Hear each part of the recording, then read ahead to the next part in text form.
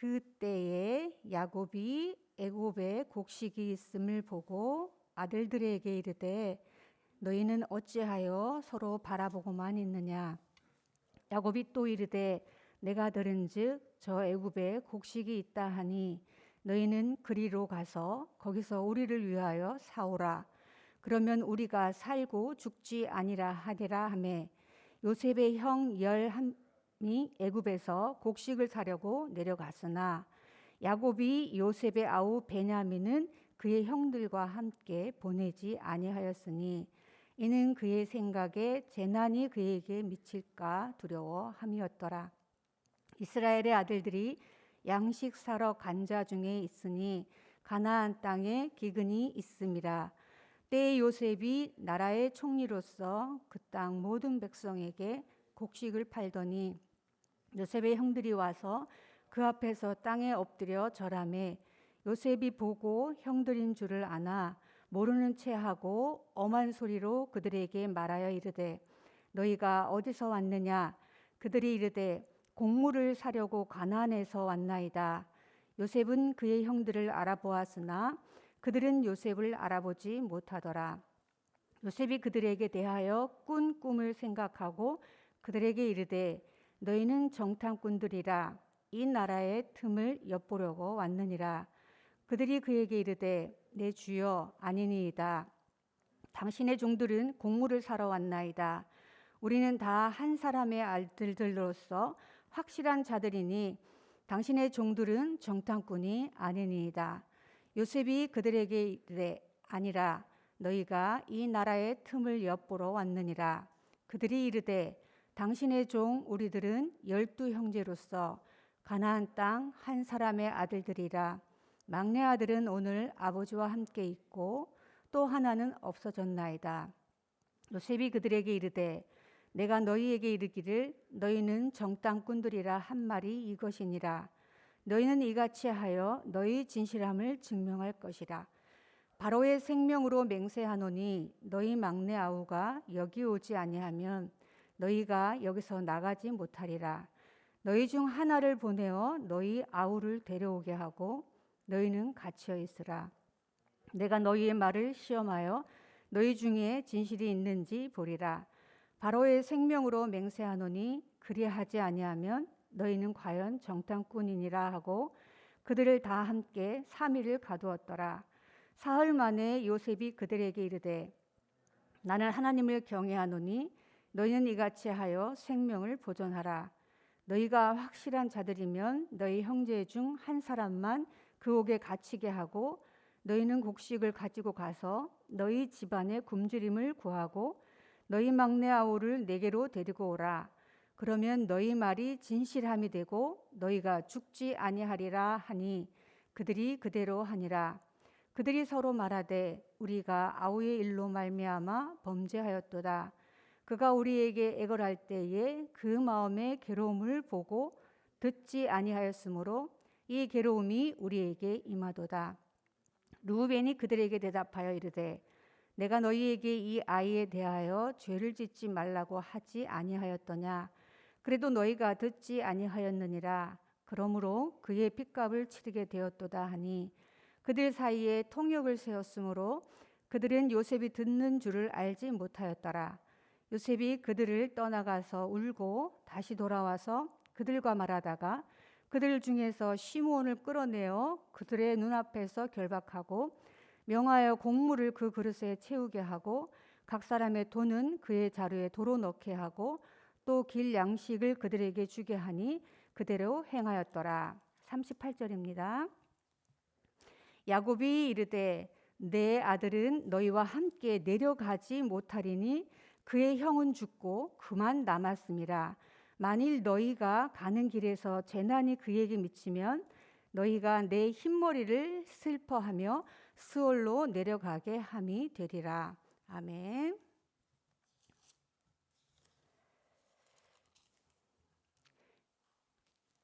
42장은 요셉에게 있어서 중요한 꿈에 대한 것이 다시 등장을 합니다. 요셉은 꿈 때문에 노예로 팔렸습니다.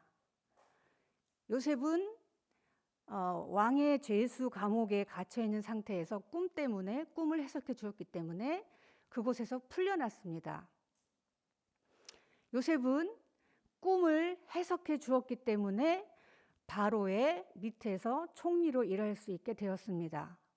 그런데 오늘 그 꿈쟁이 요셉에게 과거의 꿈을 다시 떠올리게 하는 일이 생겼습니다.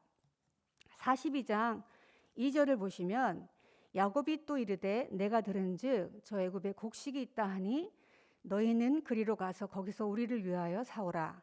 그러면 우리가 살고 죽지 아니하리라. 온 세상에 가뭄이 있었고 그 가뭄 때문에 곡물을 사려고 애굽으로 몰려들었다는 것이 41장 마지막 절의 내용이었습니다. 가나안 땅에도 역시 기근이 있었습니다. 이것을 해결할 수 있는 방법은 야곱이 그의 아들들을 애굽에 보내서 곡물을 사오게 하는 것이었는데 10명의 형제들만 보내고 베냐민을 보내지 않은 것이 이 꿈과 상관이 있습니다. 이들이 살기 위해서는 함께 보냈어야 하는데 그 동생 베냐민을 살리기 위해서 야곱은 베냐민을 보내지 않고 10명의 형들만 보냈죠. 그런데 10명의 형들이 6절에 가서 그 앞에서 땅에 엎드려 절하매 땅에 엎드려 절하는 그 모습을 보았을 때 요셉은 형들을 알아챘고 형들은 요셉인 줄 알지 못했습니다. 이 그림을 보면서 여러분은 엎드려 절하매 여기에서 요셉이 9절에 가서 요셉이 그들에게 대하여 꿈을 생각하고 그들에 대하여 꿈을 생각했다는 것이 바로 오늘 말씀의 주요 포인트입니다.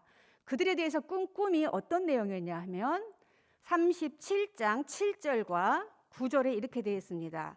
우리가 밭에서 곡식단을 묶더니 네 단은 일어서고 당신들의 단은 네 단을 둘러서서 절하더이다.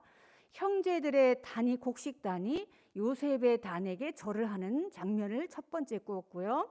9절에 가면 요셉이 다시 꿈을 꾸고 두 번째 꿈을 꿨다는 얘기죠. 그의 형들에게 말하여 이르되 내가 또 꿈을 꾼주 해와 달과 11별이 내게 절하더이다. 여기 분명히 꿈에서는 11별이 절을 하는 내용이 있었습니다.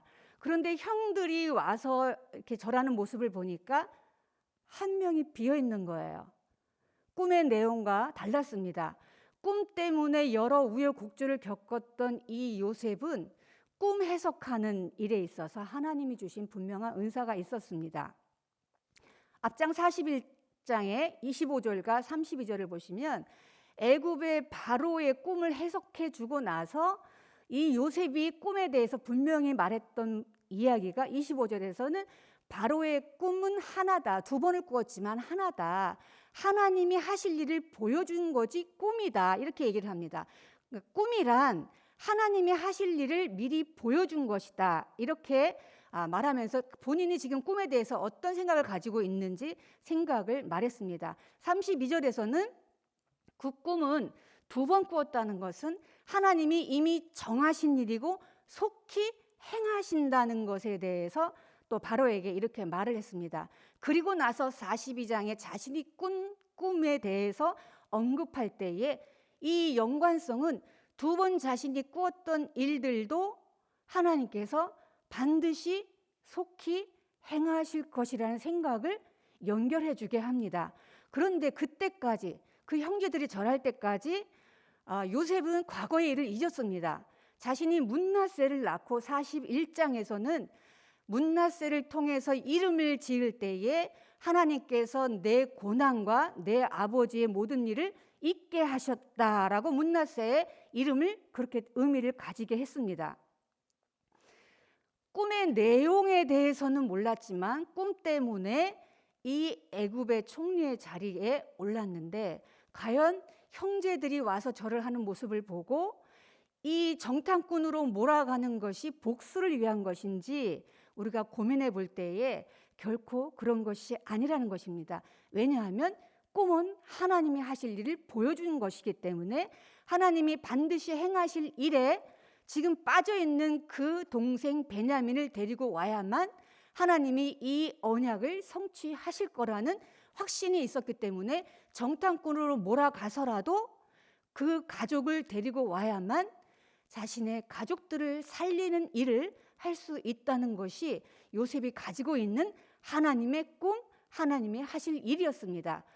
야곱이 요셉의 형들을 보낼 때도 2절에서 네가 사갖고 오면 그것으로 우리가 살리라. 이 살리라가 바로 요셉이 18절에서 말하는 사흘 만에 요셉이 그들에게 이르되 나는 하나님을 경외하노니 너희는 이같이 하여 생명을 보존하라. 이같이 하여 생명을 보존하라는 말씀이 이 앞절에 보면은 계속해서 막내 아우 베냐민을 데려와라. 그렇지 않으면 죽는다. 꿈의 내용을 성취하시는 하나님 앞에서 막내 아우까지 데리고 와야 너희 생명이 보존된다. 생명이 보존된다는 것과 야곱이 말한 우리가 살리라, 이 말은 똑같은 단어입니다. 하나님의 언약의 백성이 기근 가운데 살아날 수 있도록 이미 요셉에게 꿈으로 보여주셨고 그 꿈을 통해서 20년 만에 형제들이 왔지만 미성취된 이 부분을 요셉은 하나님의 언약의 백성으로서 반드시 그 이스라엘의 아들들이 모두 다 함께 애굽에 와야만 살 수 있다는 것. 결국 요셉은 꿈을 통해서 자신의 인생이 고난을 받았지만 이제 그 꿈이 형제들이 엎드려 절하는 장면을 보면서 내가 과거의 일을 고난을 다 잊고 이 총리에 만족하며 살려고 했지만 하나님은 이 가운데서도 언약을 성취하시고 하나님의 일을 이루어 가신다라는 것을 다시 한번 확인하면서 급하게 그 모든 일들을 정탐꾼으로 몰아가면서 추진하게 됩니다. 그래서 막내 아우를 데리고 오는 일은 42장에서 결국 아버지의 반대로 무산되죠. 마지막 절 38절에 계속해서 동생 아우를 데려가야 하는 것을 형제들이 아버지 야곱에게 얘기하지만 야곱이 이렇게 얘기합니다. 내 아들은 너희와 함께 내려가지 못한다. 그의 형은 죽고 그만 남았습니다. 만일 너희가 가는 길에서 재난이 그에게 미치면 너희가 내 흰머리를 슬퍼하며 수월로 내려가게 함이 되리라. 베냐민까지 이를 수 없다는 것이 야곱의 생각이었습니다. 물론 인간적인 생각입니다. 야곱이 언약의 백성으로서 많이 성장했지만 역시 아직까지 성장 중이고 하나님의 계획과 하나님의 뜻을 온전히 알지는 못했습니다. 그러나 요셉은 이제 그 꿈을 꾼 당사자로서 하나님의 일을 성취하는 데 있어서 미루지 않았기 때문에 양식이 다 떨어진 43장에 가서 그 양식의 문제를 해결하고 살기 위해서 양식을 구해와야 한다는 이 야곱이 이제 형제들에게 설득당해서 죽으면 죽으리라.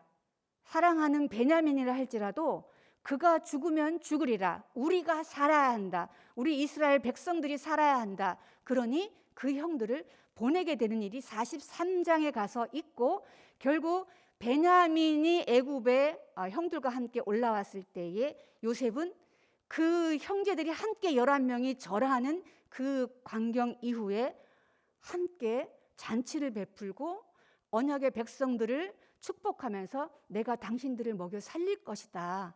결국 삶의 문제, 요셉은 예수님의 이미지를 많이 가지고 있습니다.